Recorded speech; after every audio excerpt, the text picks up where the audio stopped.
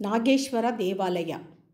ನಾಗೇಶ್ವರ ದೇವಾಲಯದ ಸಂಕೀರ್ಣವು ಭಾರತದ ಕರ್ನಾಟಕ ರಾಜ್ಯದ ಬೆಂಗಳೂರು ನಗರ ಜಿಲ್ಲೆಯೊಳಗಿನ ಒಂದು ಸಣ್ಣ ಪಟ್ಟಣವಾದ ಬೇಗೂರಿನಲ್ಲಿದೆ.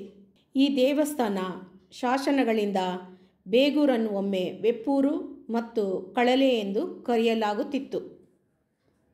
ದೇವಾಲಯದ ಸಂಕೀರ್ಣದೊಳಗೆ 2 ದೇವಾಲಯಗಳಿವೆ, ನಾಗೇಶ್ವರ ಮತ್ತು ನಾಗೇಶ್ವರ ಸ್ವಾಮಿ.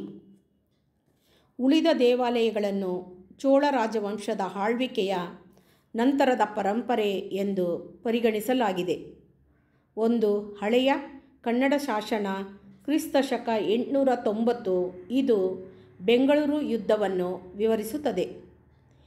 ಈ ದೇವಾಲಯದ ಸಂಕೀರ್ಣವನ್ನು ಶಾಸನ ಶಾಸ್ತ್ರಜ್ಞ ಆರ್ ನರಸಿಂಹಾಚಾರ್ ಅವರು ಕಂಡುಹಿಡಿದರು.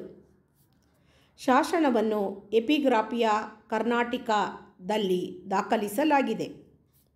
ಇದು ಬೆಂಗಳೂರು ಎಂಬ ಸ್ಥಳದ ಅಸ್ತಿತ್ವದ ಆರಂಭಿಕ ಪುರಾವೆಯಾಗಿದೆ.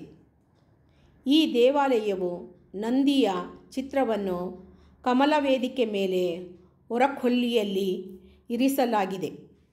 ದೇವಾಲಯದ ಅನೇಕ ಭಾಗಗಳು ತೆರೆದ ಮತ್ತು ಮುಚ್ಚಿದ ಸಭಾಂಗಣಗಳು ಸೇರಿದಂತೆ ನಂತರದ ಅವಧಿಗಳಲ್ಲಿ ನವೀಕರಣಕ್ಕೆ ಒಳಪಟ್ಟಿವೆ.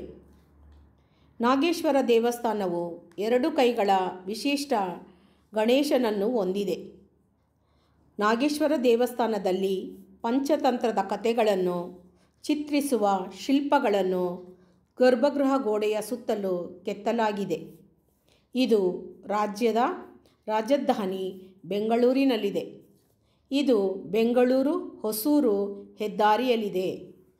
ಪಶ್ಚಿಮ ಗಂಗ ರಾಜವಂಶದ ಆಳ್ವಿಕೆಯಲ್ಲಿ ಮತ್ತು ನಂತರ ಚೋಳ ಸಾಮ್ರಾಜ್ಯದ ಆಳ್ವಿಕೆಯಲ್ಲಿ ಇದು ಪ್ರಮುಖ ಸ್ಥಳವಾಗಿತ್ತು ಎಂದು ಹೇಳಲಾಗುತ್ತದೆ. ಸುಮಾರು 1100 ವರ್ಷಗಳ ಹಿಂದಿನ ಒಂದು ಟ್ಯಾಂಕ್ ಮತ್ತು ಸುಂದರವಾದ ದೇವಾಲಯ ಐತಿಹಾಸಿಕ ಪ್ರಾಮುಖ್ಯತೆಯನ್ನು ಹೊಂದಿದೆ.